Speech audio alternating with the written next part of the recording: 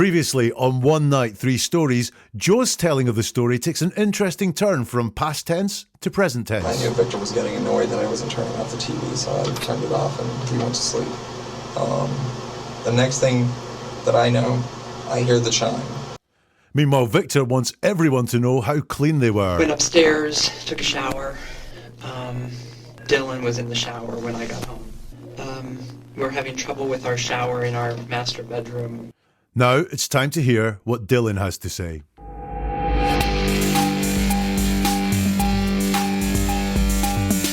Listen to this moment in Dylan Ward's interview. He's careful, extremely careful, but it's the things that he doesn't deny that stand out to me. One or more of you three, sadly. I don't believe that. I really can't believe that. If it's one of the other guys, I will be completely shocked. In this episode, we follow the places where his answers shift, soften, or sidestep, and what those word choices suggest about the night Robert Wone was killed.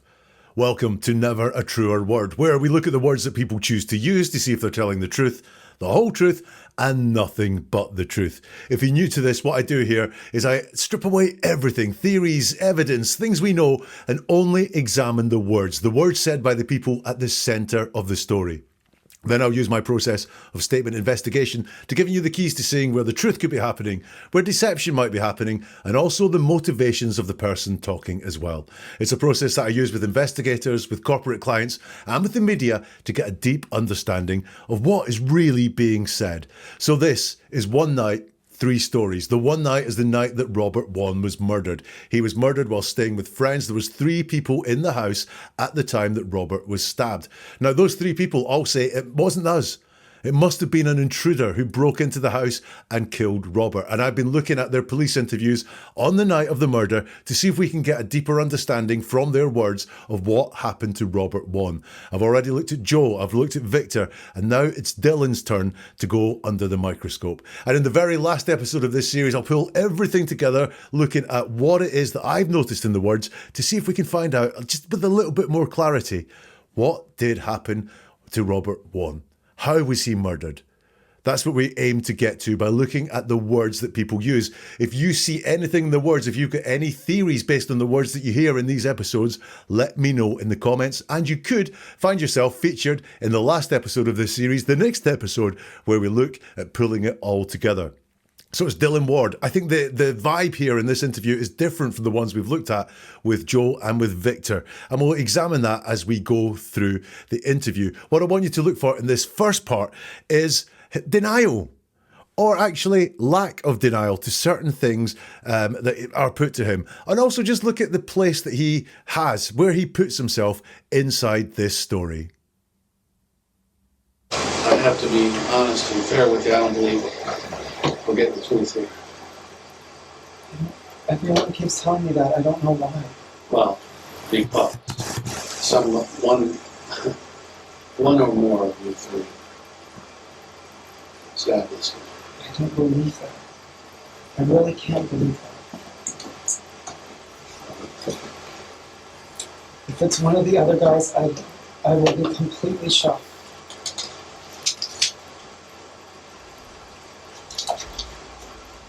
I don't have any reason to believe that they would have any motive. Robert is just a friend, a casual friend.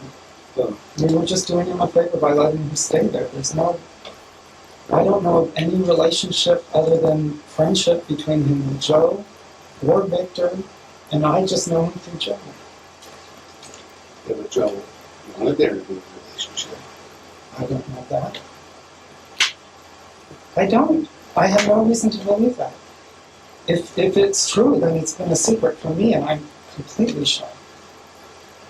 Well, I can't believe that. this guy's perfectly straight, and he's going to leave his wife for the night and come over to y'all's house. Yeah, because He's not perfectly straight. That's not something a straight guy would do. He was working late, he was probably taking the metro, and he didn't want to go all the way back up to Virginia. You know how long it takes to get from downtown to Virginia? Less time than it takes to get in a cab from downtown to Swan Street. So that doesn't... I never questioned it. I just figured, okay, that's fine. But I'm telling you, because that is what I do. I question.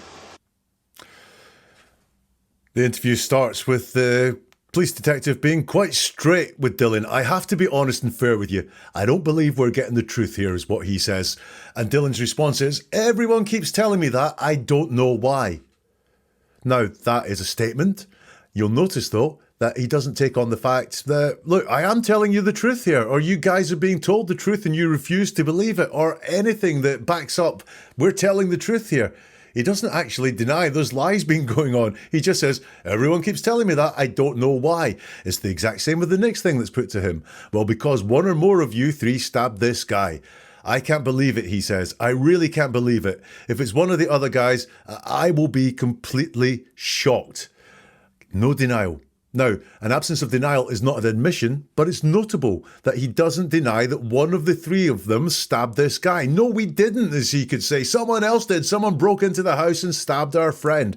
But he doesn't issue any denial. Like I say, that's not an admission of guilt, but it is really noticeable. Also, if it's one of the other guys, I will be completely shocked. Not furious, not scared, not anything else, just completely shocked is what he says. I don't have any reason to believe that they would have any motive. Robert is just a friend, a casual friend. They were just doing him a favour by letting him stay there. I don't have any reason to believe they would have any motive. So therefore, he's really fixed on the fact that for this to be a murder, there must have been a motive. Can't be accidental. It can't be some horseplay gone wrong or something like that.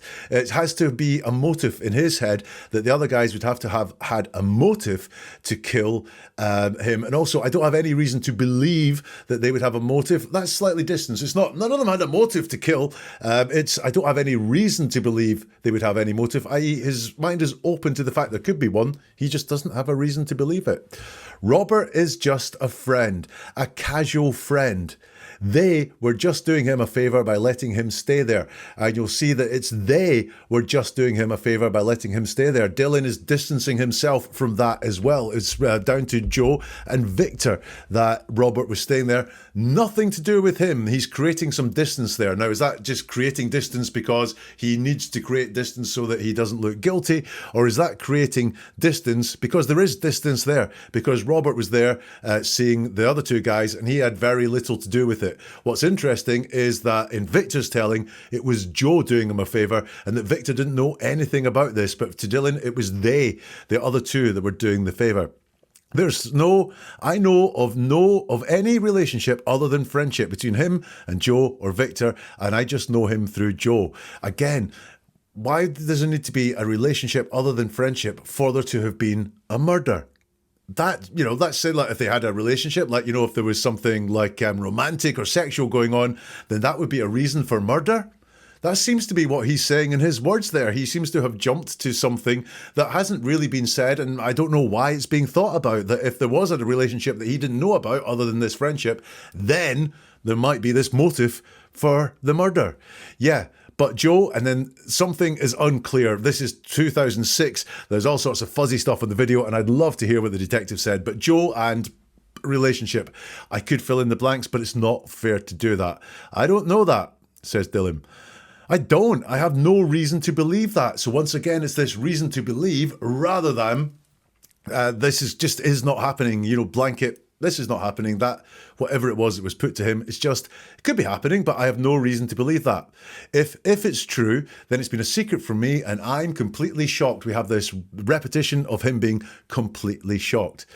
So whatever is put to him, he has no reason to believe that. It's that distance again. Well, says the detective, I don't believe that, says Dylan. Then the detective shows that he needs a little bit more life experience. This guy's perfectly straight and he's going to leave his wife for the night and come over to y'all's house. He's not perfectly straight. That's not something a straight guy would do. Yeah, they would, detective, for many reasons. Not all the ones you're thinking about.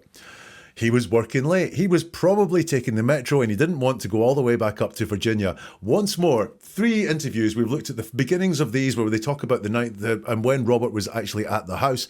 All of them have given the reason why Robert stayed there with them that night. The fact he didn't want to go all the way back home. The detective says, you know how long it takes to get from downtown to Virginia? Less time than it takes to get in a cab from downtown to Swan Street. So that doesn't And Dylan interrupts. I never questioned it. I just figured, okay, that's fine. Now, if you've got a friend staying, why does it need figuring? I never questioned it. I get it does include the word never, which quite often is deceptive. So maybe he did question it. And that is belied by the fact that I just figured, okay, that's fine. Why does that need figuring? Why does the friend staying need figuring? I just figured, okay, that's fine. Again, I get the sense of, was there something going on here that Robert's presence wasn't universally welcomed inside this home? I do see that it caused some tensions or something like that. But, you know, Dylan here, I didn't really understand it, but I just figured, okay, that's fine. But why does a friend staying need figuring? But I'm telling you, because this is what I do, I question it, says the detective. So here in that first part, there is a lack of denial from Dylan about the two things that are put to him, which is we're not hearing the truth, and also the fact that one of the three of them must have stabbed Robert. No denial in there whatsoever. And also secrets seem quite normal to him, as if lots of things could happen and he doesn't know about them. He doesn't have reason to believe him. Maybe he's one even of those people who just doesn't pry into things he considers none of his business. He's quite happy for people to do things and for him not to know what is going on. Now, in the next section we look at, does he respond to what is put to him? Does he answer the questions put to him by the police directly? Or is there some avoidance there? Does he move his answers onto a different topic? Let's have a listen. And here's what I'm. Let me just say this, because eventually the truth's coming out. It's gonna come out, either from you or from Joe or Victor. One of them's gonna tell you. If it isn't you, then you're gonna go down. I don't care. If there's some reason that it happened or whatever like that, and you know, maybe one of the other guys did it and you're in on this. I'm not in on anything. I was in bed. As far as I know, they were in bed too. I sincerely believe that someone got into the house. I can't imagine any reason the two of them into the house. I mean, the story is so preposterous. Somebody sneaks in the house, comes upstairs, stabs the guy 3 times, gets out of the house, and nobody sees him. And not only do they not see him, he leaves no trace whatsoever of having been there, except for 3 gaping holes in the chest and abdomen. That's it. Nobody was in the I have no backyard. information about any relationship between Well, what'd y'all talk about? down in the kitchen. Mm-hmm. All we talked about was Robert came in, I offered him a glass of water. Nobody drank any wine? We had wine at dinner. Robert did not have any wine. We had already cleaned up.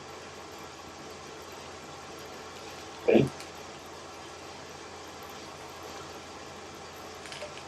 What else? What else happened?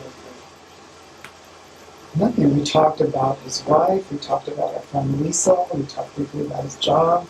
Joe talked about the shower breaking. We talked about it being really hot in his room. It was just chit-chat. And then Joe went outside for a second because he saw a spider or something on the light. We got, refilled Joe's water and took Robert upstairs, showed him the bed. He said he wanted to shower. We showed him the shower, and that's when I went to bed. I went in my room. I was reading for like 5 minutes or so, and then I took my sleeping pill and went to bed. So many familiar concepts there. I do think that Dylan seems to be setting himself apart from the other two, and that might be quite natural. The other two guys, Joe and Victor, were in a relationship, and Dylan was the third person there. I know there are some thoughts on how those relationships actually played out, but yes, certainly he seems to be setting himself apart. But in terms of telling a story, we see a lot of familiar concepts that we've seen from Joe and Victor already. So the detective says it's going to come out either from you or Joe or Victor. One of them's going to tell, and if it isn't you, then you're going to go there. And Dylan's answer is, I don't know anything. Well, that's not entirely true, is it? If we believe your story at face value, you know that there was no one else in the house, that nothing happened to Robert, you waved him off to bed, and then someone stabbed him, someone came in the house, someone stabbed him, that wasn't any of you three, and you know about the injuries and so on. So I don't know anything. About what? I don't know anything. No, I know things, but I don't know anything. That's a blanket denial, and it doesn't hang together with the story that he's telling. The detective says, I don't care if there's some reason that it happened or whatever like that. Maybe one of the other guys did it and you're in on it. I'm not in on anything, says Dylan. I was in bed. As far as I know, they were in bed too. I sincerely believe that someone got into the house. Now, you'll see here, he says, as far as I know, they were in bed too. So that is not a strong vouching for they were in bed too. And I know that for a fact. This is, as far as I know, they were in bed too. So once more, his mind is open to, were they in bed? Were they not in bed? I don't know. I sincerely believe that someone got into the house. Now, there's a persuasive term for you. A word that ends in ly often is persuasive. He could have said, I believe someone got into the house. But he chose to say, I sincerely believe someone got in the house. It means the exact same thing. I believe someone got in the house. But he wants to persuade that he really does believe this. He believes it so much, he sincerely believes that someone got in the house. That shows a need to persuade the detectives that he thinks someone got into the house. Now, why is that? Why does he have that need to persuade? Is it that he realises that he's really up against it here and he's like in the frame for a murder? Or is it the fact that he doesn't just feel it's enough for him to say, I believe someone got in the house. I sincerely believe I need to persuade these guys that this is what I believe. I can't imagine any reason the two of them would do it. So again, we've got this thought that there must be a motive behind the other people doing it, rather than something that was more accidental. But his thoughts are in motive and reason. All the time, motive and reason, never thinks it's an accident. I mean, the story is so preposterous, says the detective. Somebody sneaks into the house, comes upstairs, stabs the guy 3 times, gets out of the house, nobody sees him. And not only did they not see him, he leaves no trace whatsoever of having been there except for 3 gaping holes in the chest and abdomen. That's it. Nobody was in the bathroom.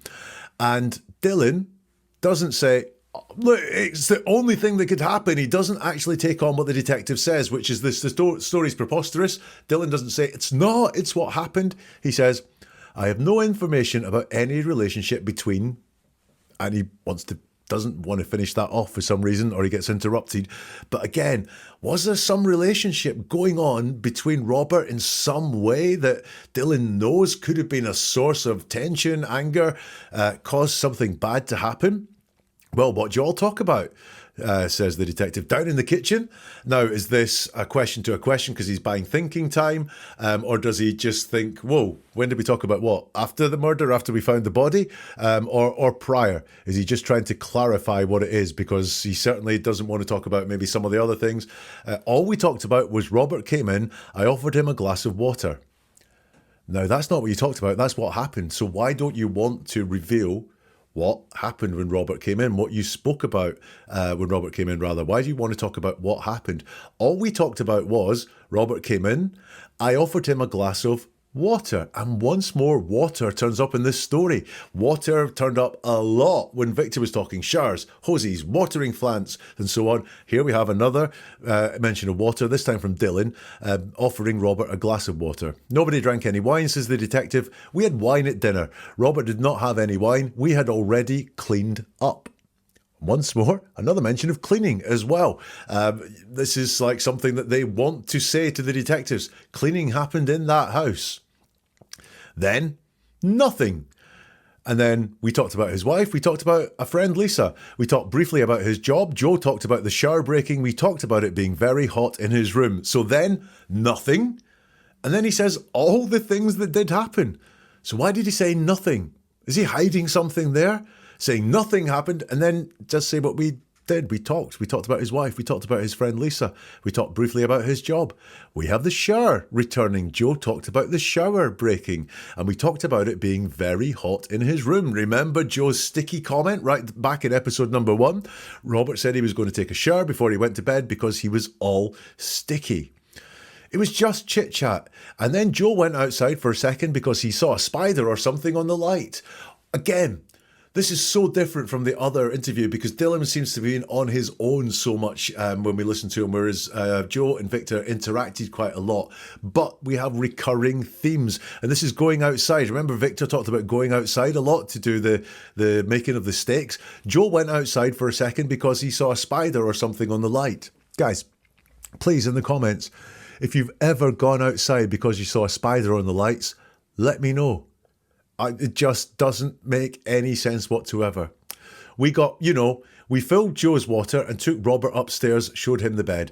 Water again. We filled Joe's water and took Robert upstairs. That's an interesting one. Took him upstairs. Think about when you would take someone upstairs and when you would show someone upstairs. They showed him the bed. They could have all gone upstairs together, but we took Robert upstairs. That sounds like they had to scoop Robert up and physically move him rather than them all going up the stairs together. We filled Joe's water and took Robert upstairs. Actually, I'm going to look because the other person that talked about going upstairs was Joe. While we're watching the next video, I'm going to look at how Joe described that to see if there's anything in that, because that really worries me. We took Robert upstairs, not just we went upstairs. Anyway, he said he wanted to shower. We've got a shower again. They really want to get across that Robert had a shower. We showed him the shower, and that's when I went to bed and I went to my room. I was reading for like 5 minutes ago, then I took my sleeping pill and I went to bed. You'll see he went to bed twice. Repeated actions. We showed him the shower, and that's when I went to bed. I went to my room, I was reading for 5 minutes or so, took my sleeping pill and went to bed. So he's saying he went to bed twice.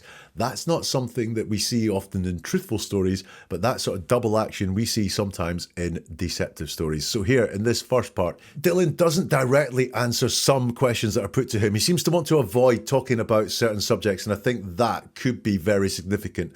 He's got the same water and shower themes as Victor had, talking about water in the house a lot and talking about showers, including making sure that we know that Robert had a shower that night. And he talks about Joe going outside. Just like with the other stories, these incidental things get brought up that don't seem to add anything to the story. But is that significant? If you know, do let me know. Joe going outside to check on a spider on the light, is that significant in the telling of the story? Do let me know. Let's listen to some more now from Dylan talking to the police. And very much like some of the things we've seen before, notice what it is he finds easy to talk about, what flows, what doesn't have a lot of stuttering, what he uses a lot of words to describe, and certain things which he finds harder to talk about. Have a listen to them. What conversation you had about his wife? His wife had hip surgery a few months ago, and we went to visit her, and I just asked how she was doing. And then Joe asked about her new job, because she has a new job. And he said that, that it was okay, but, he didn't know if it was that she didn't get along with her bosses or what, but it was just like, that's all we talked about was she okay and how she liked her new job.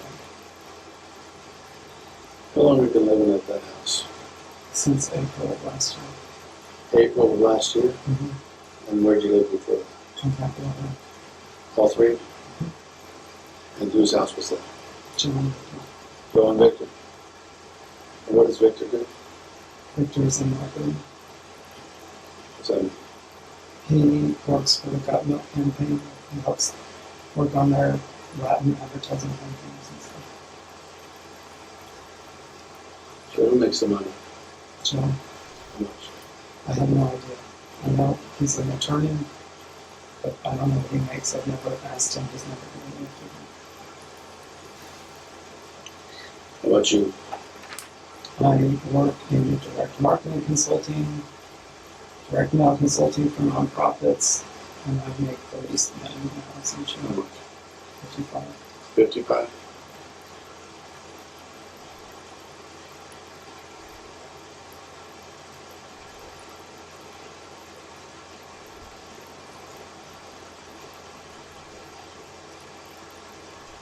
Do you normally check the door when you be ready to go? If I'm the last one down there, sometimes I'll check the door, but tonight I didn't. I mean, I had already kind of gone to bed and was just reading in my room when Robert came. And so I was, I just went down to answer the door because nobody was answering it. I had already told Joe that I was going to go to bed and that he would have to, wait for Robert, but no one was answering the doorbell, so I went downstairs and got him. But I didn't notice the door being unlocked. Right, before we do the breakdown of what we heard there, I've gone back to Joe talking about Robert going to bed that night because I said that we took him up the stairs, jumped out at me as something suspicious. Here's what Joe said. And remember, I pointed some of this out at the time. After Robert was there, I found that strange. We had drinks around the, sink. It was water in Dylan's telling, but that water is a drink, I guess. And then he says, went upstairs. We showed Robert where the shower was. Went upstairs. I pointed out there was no pronoun there. It was all a bit strange. Went upstairs. We showed Robert where the shower was. So, again, telling is remarkably similar to Dylan's one, in that went upstairs. This going upstairs with Robert, the words both times have got some things there that are notable to me. Right, back to Dylan there and that excerpt that we heard with the police. What conversation did you have about his wife? And this is what I'm talking about, the things he finds it easy to talk about, because he talks about what the conversation they had about the wife, hip surgery, we've been to visit her. This all flows and he finds it very easy to talk about. In fact, he probably talks a little bit too much about it, but he does find this very comfortable compared to talking about some of the other things that he's been asked. How long have you been living at that house? Since April of last year? Yeah, where did you live before? In, he says something that's unclear. All three of you? Mm-hmm. Whose house was that? Joe's. I've said before, Joe was definitely the most dominant person in this group. What does Victor do? Victor's in marketing. Who makes the money? Joe. One answer. Joe makes the money. How much? No idea. I know he's an attorney. I don't know what he makes. I've never asked him. He's never talked about it. How about you? Dylan says, I work in direct marketing consulting on non-profits. I make at least something, it might be 55 that's mentioned there. I don't know. And then at the very end, do you normally check the door when you get ready for bed? If I'm the last one down there, sometimes I'll check the door, but tonight I didn't. Now that is directly answering the question for the first time. Do you normally check the door when you're ready for bed? If I'm the last one down there, sometimes I'll check the door, which is just sometimes. It's not every time. If I'm the last one down, I check the door. But tonight, I didn't. He wasn't asked about that. He was not asked what happened tonight. Also, was he the last one down there? Tonight I didn't, because in the telling, the three of them were the last ones down there. But he does go extra there. I mean, I had already kind of gone to bed and I was reading in my room when Robert came. And so I was, I just went down to answer the door because nobody was answering it. I'd already told Joe that I was going to bed and he would have to, wait for Robert, but nobody was answering the doorbell. So I went downstairs and got him, but I didn't notice the door being unlocked. Again, was this visit from Robert a source of stress? Dylan seems to be getting that out there as well. You'll notice that Dylan said they had Robert coming over, i.e. Joe, Victor. Victor said Joe was the one that had him coming over. So why did Dylan have to tell Joe that he would have to welcome Robert in? Why was it on Dylan? Or why did Dylan think it would be on him to have a guest he knew nothing about to let him in? I had already asked, I think he's going to say asked, but then he was, told Joe that I was going to bed and he would have to, wait for Robert. Surely, if Robert was Joe's guest, that doesn't need to be said. Nobody was answering the doorbell, so I went downstairs and got him, but I didn't notice the door being unlocked. So I think there was a tension here, a source of stress in this visit from Robert seems to come through everywhere. Surely, when he's talking about the door, so he answered the doorbell, went downstairs, let Robert in. Surely he locked or unlocked the door when Robert entered. The door was locked and it had to be unlocked to let Robert in, and then he locked that door. Or is he talking about the back door? I didn't notice the door being unlocked. Why would you if you let the guy in the front door? So here, I think Robert's visit was a source of tension. That is the biggest thing that I notice here. We're going to get some more from listening to Dylan talking to the police very soon.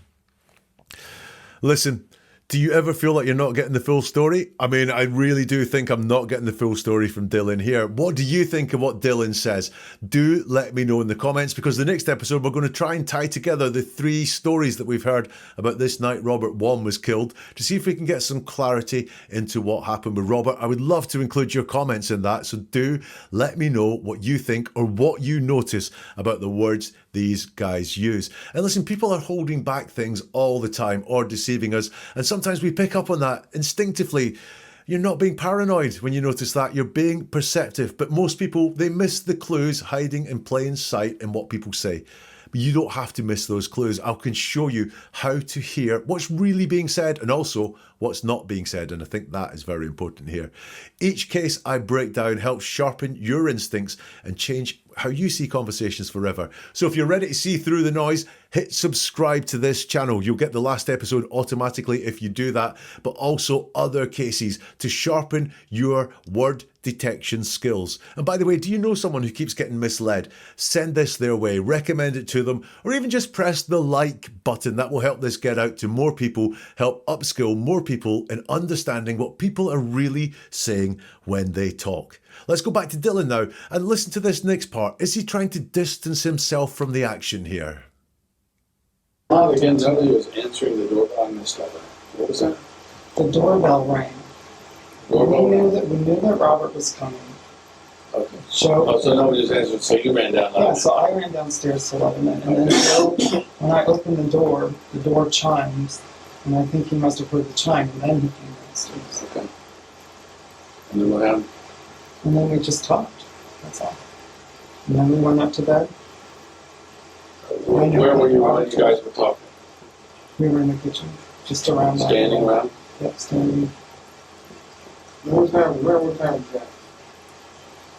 Must have been a little after 10:30 or so. Because I remember looking at my clock when I was back in bed and ready to go to bed at 11. And we didn't talk for very long.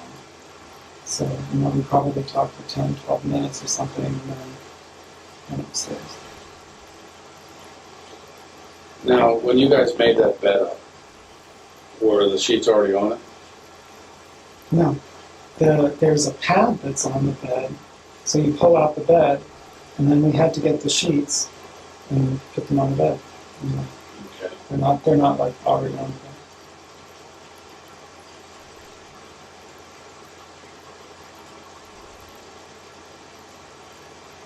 And who performed life-saving attempts on this guy? I didn't ever see any life-saving attempts. I saw Joe was sitting next to Robert, and Victor was on the phone with 911. And that's all I never saw them trying to do any life-saving. Where were you when you first saw them? When I first saw them is when I came out the door of my bedroom. And why'd you do that? I came out because I heard them screaming. And you never saw anybody applying the towel or the victim's chest. I didn't see Robert for very long. I remember seeing him sort of lying down, face up. I saw some blood, and I think that I did see some sort of, it just looked like a pad, but I didn't get into the room. I didn't get close enough to really see what it was. But I think I remember seeing some sort of pad there. This section here, nobody was answering the doorbell. I missed all that. What was it? The detectives after a bit of clarity. And Dylan says, the doorbell rang. We knew that Robert was coming. The doorbell rang. We knew that Robert was coming. Why the need to say that? We've already established that you knew Robert was coming. It was a well-known thing in the house. So nobody's answering it. You ran downstairs? Yeah. So I ran downstairs to let him in, and then Joe, when I opened the door chimed, and I think he must have heard the chime, and then he came downstairs. Now, this is a bit of a mystery for me. Amongst the other words that I've looked at from the guys is how did Joe know Robert had arrived? Because that's not made clear by anyone else. And although there's an explanation here, it's not clear from Dylan as well. It's an assumption. I think he must have heard the chime and then he came downstairs. Okay, and then what happened? And then we just talked. That's all, says Dylan. Now, this is the second time that he's tried to make this talk seem really small. We just talked. That's all that we did. We just talked. Nothing else happened. Using that word just to minimize and really shorten what went on. And he says, that's all. Now, he wasn't asked anything suspicious. Then what happened? But he wants to say, that's all. That's all we did. We just talked. Nothing else. Don't get suspicious. Did something else happen? Is that why Dylan feels the need to cut it all off with, that's all? And then we went up to bed. Now, this time we do have the we went up to bed rather than took him to bed. Where were you guys while you were talking? We were in the kitchen, says Dylan, just around that. Standing around? Yes, standing. What time was that at? It must have been a little after 10:30 or so, because I remember looking at my clock when I was back in bed and ready for bed at 11. We didn't talk for very long, so we probably talked for 10, 12 minutes or something, and then we went upstairs. Very similar to Victor, he's got a time span in there that he wants to talk about, a duration. Also, he knows what the time was because he looked at his clock. There's no guessing there. There's a little bit of certainty put in there, or is it fake certainty about looking at my clock and it was ready for bed at 11. It was probably 10, 12 minutes or something, and then went upstairs. We talked for probably 10, 12 minutes or something, and then we went upstairs. No, the pronoun's missing again. Did something happen in that kitchen that then forced them to go upstairs for some reason? Now, when you guys made the bed up with the sheets already on it, and Dylan talks about a pad being on the bed, and who performed life-saving attempts on and it's unclear what he says, but I'm guessing victim. Dylan says, I didn't ever see any life-saving attempts. There were none, or he knows secondhand what happened. He's only going to tell us what he saw there. I saw Joe was sitting next to Robert and Victor was on the phone with 911. And that's all. I never saw them trying to do any life-saving. So certainly Dylan didn't step in to try and do any life-saving whatsoever. He seems to have been quite remote from all of this. So you got someone severely injured or stabbed or, in a very grave situation. Dylan doesn't seem to be stepping up and asking, is there anything I can do? Or is there anything you guys can be doing? Or what are you guys doing? He's just observing. And where were you when you first saw them? When I first saw them was when I came out the door of my bedroom. Why'd you do that? Asked the detective. Why did you come out your door of your bedroom? I came out because I heard them screaming, is what he says. Now, in the other tellings of the story, only one person screamed, which is Victor. Victor says he screamed. Joe says Victor screamed. Well, I came out because I heard them screaming, says Dylan, which would be both of them. Now, maybe it's hard to tell how many people are screaming and so on, but he wants to say that two people were screaming. It was them screaming. And also, that's different from the story that Joe told, where he said, I think Dylan came out because he heard the chimes, and completely omitting the screaming, which surely would have been the thing that got someone's attention. Dylan says that's what got his attention. I heard them screaming. And you never saw anybody applying a towel or something unclear. I didn't see Robert for very long. You weren't asked, did you see Robert? You were asked about someone applying a towel to do some life-saving events. But he says, I didn't see Robert for that long. Once more, he's just not quite answering the question that's there.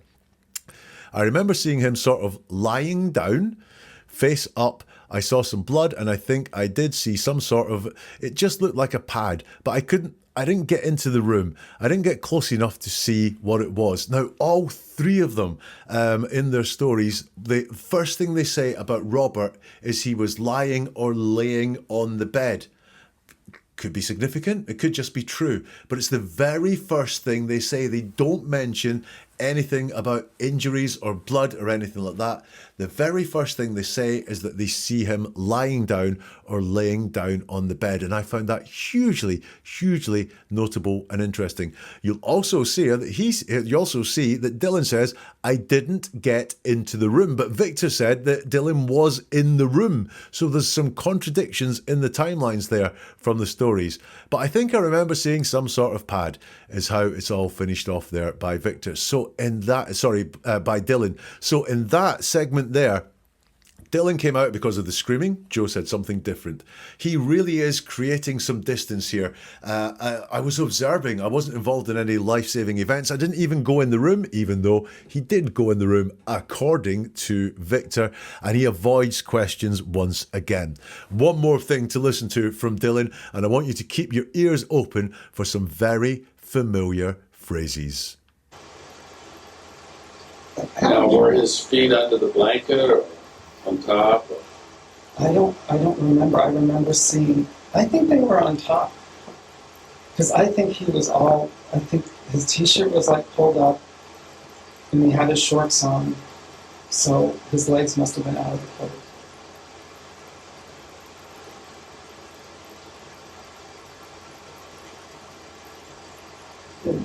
See the knife? No, I never saw the knife. I know that they said it was a knife. I know that Joe said he touched the knife, he moved it, but I never saw it. Where was the blood? the blood was on his chest. Describe it. I didn't get into the room, but what I remember is like 2 spots of blood, and then some blood that looked like it had maybe dripped under the sheet or something. I mean, it looked like maybe there was blood around his body. I don't know. I didn't really see it that well, but I do remember blood up on him. Was it a lot of blood? It didn't seem like a lot of blood. I mean, it wasn't like all sorts of blood. It was sort of like spots of blood. Was it dry? Was it? I don't know. I never got that. Yeah. I can tell you. I mean, I assume it was. How was you awake? I heard some sort of noise. I didn't know what it was. I thought it might be a scream, but I had just sort of fallen into sleep, and I didn't get up. I thought, oh, maybe the guys are fighting, or maybe it's something in the alley. I wasn't sure, so I didn't get up because it didn't last long. And then I started hearing people like running down the stairs, and I heard Victor and Joe yelling, and that's when I finally like roused and woke up. Now, where were his feet? Under the blanket or on top? The first question in that part. I don't remember. I remember seeing, I think they were on top, because I think his t-shirt was like pulled up, and he had his shorts on, so his legs must have been out of place. I think his t-shirt was like pulled up. Again, just very much like what Joe said about, the cover was pulled down, pulled up. Not his t-shirt was up, but a suggestion that someone has moved the t-shirt because it was pulled up. Where you could pull up your own t-shirt or someone else could pull up your t-shirt. But he seems to be saying there with some knowledge that the t-shirt was moved by someone. Did you see the knife, says the detective. No, I never saw the knife. The word never is in there. Regulars will know what I think of that. But I know that they said it was a knife. And once more, we have Dylan being slightly different from the other 2 guys. I know that Joe said he touched the knife. He moved it, but I never saw it. You weren't asked if Joe touched the knife or moved it, but this is almost exactly what Joe said. I touched the knife, I moved the knife, and Dylan is saying the exact same thing there. Also, the talking of the t-shirt being pulled up, that was something that Joe said as well. T-shirt, touched the knife, moved the knife, both unasked for. He was asked, look at the question there. Did you see his feet? And he says, no, his t-shirt was like pulled up. Irrelevant. Did you see the knife? I know that Joe touched the knife. Both unasked for, both mirror Joe's telling of the story. Then we talk about the blood some more. Where was the blood? Blood was on his chest. You sure? I didn't get into the room, says Dylan. Well, you did according to Victor, but what I remember is like 2 spots of blood and then some blood that looked like maybe it dripped under the sheet or something. I don't know the layout, but how did you see that from outside the room? I mean, it looked like maybe there was blood around his body. I don't know. I didn't really see it that well, but I do remember blood up and then on him. Was it a lot of blood? It didn't seem like a lot of blood. I mean, it wasn't like all sorts of blood. It was sort of like spots of blood. Was it dry? I don't know. I never got that close. I can't tell you. I mean, I'm assume. How were you awakened? Change the subject from the detective. I heard some sort of noise. I didn't know what it was. Now, the noise in the house is something that comes up in all the stories that isn't consistent. We had Joe talking about groans, grunts, yelling, screaming is what we heard from Victor. And listen, Dylan had just told us that he was woken by screaming. And then how were you awakened? Some sort of noise. I don't know what it was. I thought it might be a scream. Well, you told us it was a scream earlier. But I had just sort of fallen asleep. Not fallen asleep. And I didn't get up. I thought, oh, maybe the guys are fighting, or maybe it's something in the alley. I wasn't sure, so I didn't get up because it didn't last long. And then I started hearing people like running down the stairs, and I heard Victor and Joe yelling. And that's when I finally roused and woke up. So he finally roused and woke up when he heard yelling. Now, yelling's a word we've heard before. I heard Victor and Joe yelling. Interesting, Victor comes before Joe. I would think that the more dominant one would usually come first, Joe and Victor. Joe's the owner of the house, he's the guy with the money, all that sort of stuff. Victor and Joe yelling. And that's when I finally roused and woke up. So listen, let's just check all this out. How were you awakened? I heard some sort of noise, thought it might be a scream, but I didn't move. And then I started hearing people like running down the stairs, and I heard Victor and Joe yelling, and that's when I roused and woke up. Let's go back and check how that is with his previous statements. Where were you when you first saw them? Was the question that was asked prior to this. When I first saw them is when I came out the door of my bedroom. Why'd you do that? I came out because I heard them screaming. Not because I heard them yelling. Not because I heard running around. I came out because I heard them screaming. So he is contradicting himself in that section we've just listened to. So in that section there, he's contradicting himself, and I think he is parroting what he has been told to say. It sounds to me very much like they've got together created a timeline of things that they want to make sure they all say in their stories when they're questioned by police. And that is my listen to Dylan's police interview. What do I think? Look, one of the big themes from everyone was that Dylan was in his room. You know, one of the things that everyone mentioned was Dylan being in his room. In fact, Dylan is probably the least solid about him being in his room.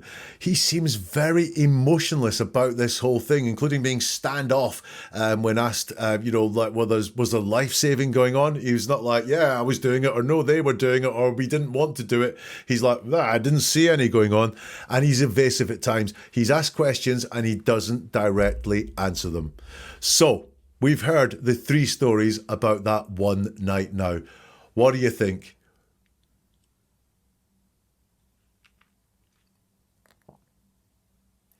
We've heard the 3 stories about that one night now. So, we've heard the 3 stories about that one night now. What do you think? What do you think happened to Robert Wone that night? Is it like these guys claim there was an intruder? Do the stories all hang together? Are these the words of honest men talking about going to bed, being woken up by a noise and finding out that the guy that was staying with them had been stabbed? Or is there more to it? Is this constructed storytelling? Are they hiding something inside their words? What do you think the relevance is of the repeated mentions of showers and water? Bathrobes as well, something else that came out a lot. And the discrepancies, what do you make of those as well? Do we just accept them because we all experience things slightly differently? It was a lot of trauma, so maybe people have just taken in different parts and different things affecting people that night. Do we believe the guy's story? Do we think there was an intruder in the house? Or is there something more going on? And if there was, can we tell what that is from listening to their words? That's what I'm going to look at in the last episode of One Night, 3 Stories, The Murder of Robert Wone. Join me for that and let me know your comments if you want to have your comments and theories featured there. Do let me know in the comments. NeverAtruerWord.com is the website. There you will find a whole load more episodes. You'll also find a breakdown of the 911 call in this case, and lots more to help you understand when people are telling you the truth, when people are deceiving you, and also the motivations for someone talking the way they're talking. You'll find all that at NeverAtruerWord.com. And the final episode is coming soon from Never a Truer Word.